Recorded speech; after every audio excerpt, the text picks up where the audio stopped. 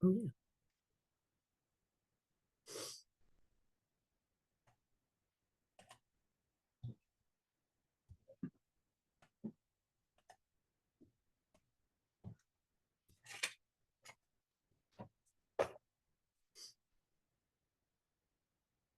All right.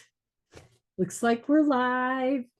Hey, everyone. Lori Swanson here, CEO and founder of Inspire Tech and the creator of the Career Alchemy Academy, which the doors are open. You can become a member. We have had an amazing first month inside the Academy. This month's topic was vision. So we've been talking about what our vision is for ourselves and our career and doing vision boarding, um, and coaching around what's going on currently in our careers, where we're stuck. Just so many really cool things. It's hard to say all of them. And every month we have, I guess I would say, sort of a theme or a word that we're using as kind of the guiding light. And next month is authenticity. And we have a guest coming on to talk about personal branding and storytelling in your career and how to align that with your authentic self. And then I'm excited to say in January, our month is all about freedom. And I have a vice president from Altira coming on to talk about how she made a decision to be free to choose how she was going to lead so that she didn't also give up her personal and family time in order to do that. And it's a fascinating story. And so inside the Academy, come join us. When our guests come on, we always have time for Q&A with them. We are doing this Thursday. If you joined before, well, that is, no, today's Wednesday. If you join by tomorrow, Thursday, November 21st, you can be part of our Career Core Values Workshop. So that's another fun thing we're doing this month. And again, all about vision, knowing what your values are, clear on how you're using them and connecting them in your day to day at work and in your bigger career journey is it makes everything easier when you're clear on that. So come join us at the Career Alchemy Academy. So now let's focus on today's LinkedIn Live topic. For all of you who are here, thank you for joining me either live or watching this recording. Today, we're going to talk about how to create connection, reduce defensiveness. I don't know. I would say that being defensive was one of the things that I worked really hard on. Like I had that strongly when I was younger.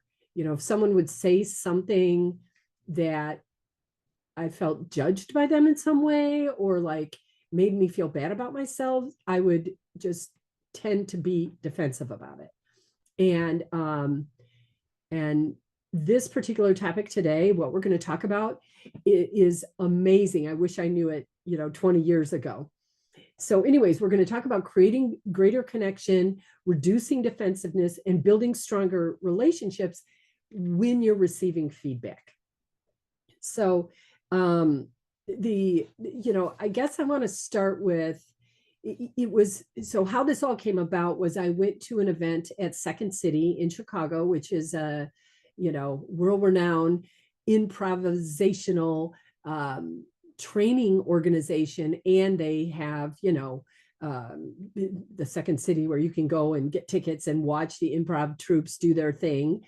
And all kinds of famous people have gone through there, like John Belushi, who's from my hometown, but also Tina Fey and Stephen Colbert and, on and on and on. People, right? And so one of the things that has become, I would say, something that has moved into the corporate world out of improv is this idea of yes and. So if you haven't heard about it, just quick recap. Yes and is a technique that the improv troops use to keep a skit going. So someone might say, first they usually do something like, okay, audience, give us a word. And someone in the audience says cow. And then someone in the improv troupe says, oh, did you hear that the cows seem to be eating more grass than usual? And the next person in the troupe will say, yes, and their milk seems to be changing colors. And then someone else will say, yes, and the different colors each have different superpowers. And on it goes, right?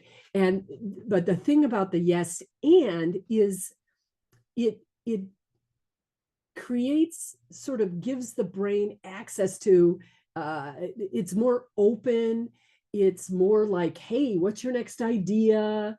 It taps into, it encourages creativity.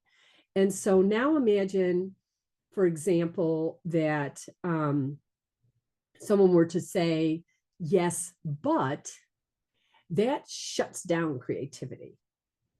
In that whole, the cows, the cows seem to be eating more grass than usual. And then someone says, yes, but it's seems to be changing their color of their milk. And then the next person goes, well, yes, but that, and then I can't even think of anything like, and when I did the other one, like I had the first, I don't even want to go down that, I'm just saying I could have kept going with yes and with a whole bunch of sentences after that. These are not ones I had written down. Like the first two I did, but the third one just came off my head. But when I was just doing yes, but I couldn't even think of anything else. I was totally stuck. And that's what happens. So imagine you're part of a team. Let's say you've been brought together with and I'm recovering from a cold, so bear with me. You're brought together to review the current metrics of from some user feedback and that you've been getting around service delivery. And you're looking to pinpoint areas for improvement and brainstorm new ideas for enhancements. And so you're all on this team and someone says, based on the the metrics that we got and the feedback that we've received, what if we create a new web portal for the customers to put in their ideas and thoughts? And then someone on the team says, yes, but it might make sense to hire somebody. What immediately happens is that person feels like their idea was dismissed. They don't feel seen and heard. They don't think their voice mattered. It's so dismissive, the yes, but. And so, and essentially what they say is anything, whenever you use the word but, anything you've said before it doesn't even matter, doesn't even count, because what you really mean is what you've said afterwards. So it isn't, yes, but we could hire someone else. You're basically saying that idea stinks, let's hire somebody, So that's just a recap. That's not even my topic today. That's just a recap of an improv technique, yes, and that's being brought into corporate, has been brought into corporate America, into meetings in order to help build off of someone's idea, create more ideation and keep the momentum going, and encourage all the members to speak up on the team without fear and it helps in creating inclusion on a team, right? And all the DEI advocates out there that are fighting for continuing to keep DEI as a focus, know that when someone feels seen, when they believe that their voices can be heard, that they know that their contributions are valued and that their ideas are have a real opportunity being acted on, that creates, for women in tech especially, way more feeling of belonging, way more engagement, and on and on and on. So bringing yes and into the organization is a fabulous idea. So there's also another area that I think can lead to toxicity within a work environment, and that happens during performance reviews. There are certain processes that maybe, in the large companies that you're following. It doesn't really matter though, how structured your performance evaluations are. These are these are individuals that are delivering them, and they might not be that skilled in delivering feedback.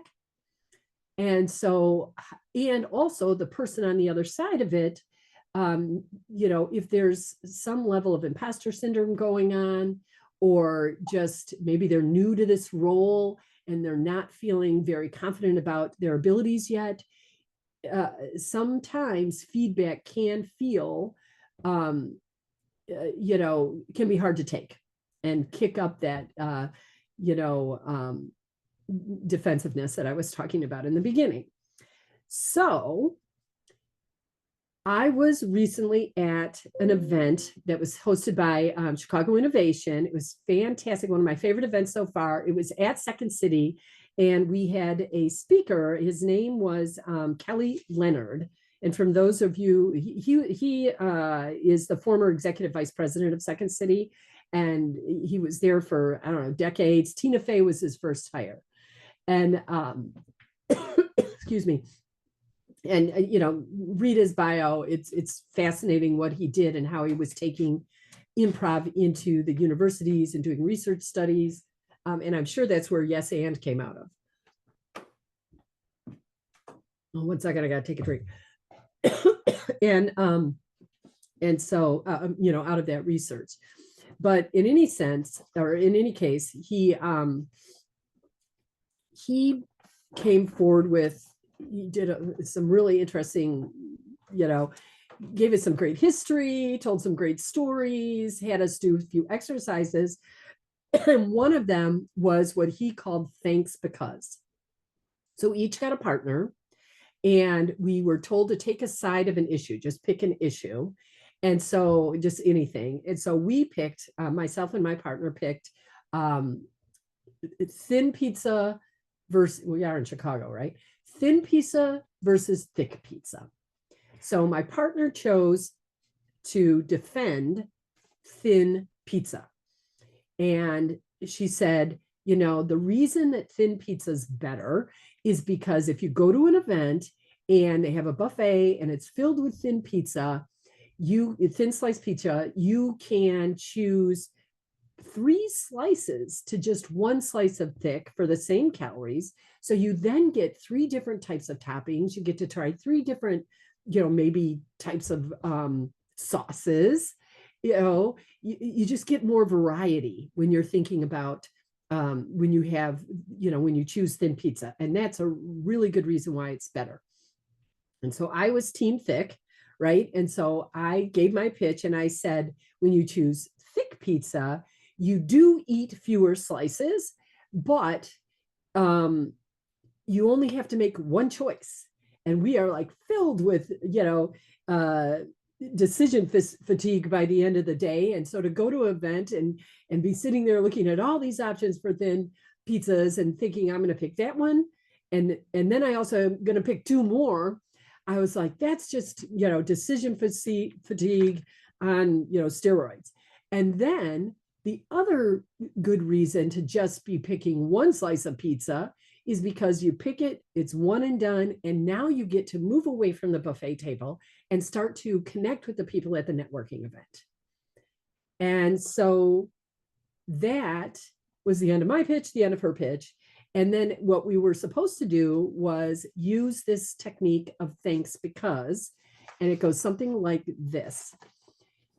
So she gave her pitch on thin pizza, and I said, thank you for telling me why you love thin pizza, because I'd never considered that I could try different varieties of pizza and push outside of my comfort zone when it comes to pizza. Like I'd have an opportunity to try a white sauce pizza, which I might not normally do. If I'm only choosing one piece, I'm going to just pick the one I want. And so it's a fun pizza adventure, and I appreciate that.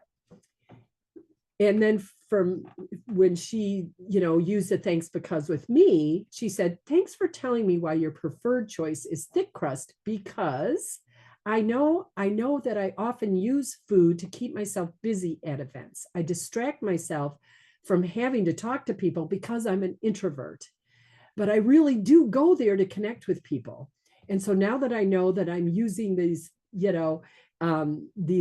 thin slices to keep me away from connecting, in my next event, I'm just going to pick one slice of thick, and then I'm going to go out there and build these relationships for the long run.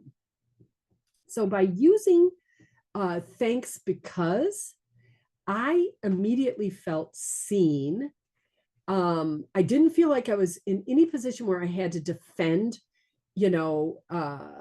my choice, why my feedback that I gave her, and so, and she felt the same way, like her opinion mattered, even though we were on the opposite sides of things, her opinion mattered. So the next time that you receive feedback from someone at work, whatever it is, say something like, thanks for suggesting that I use the new ABC tool for this project, because it's not something I had considered. The benefits you described sound amazing, and the project will be better served if I were using the same tool as the others on the team. And so instead of being defensive, because you could have easily said, well, no one's offered me training on that tool yet. I didn't know we were supposed to use that tool. That sort of defensive approach, which then creates distance between you and the person giving feedback.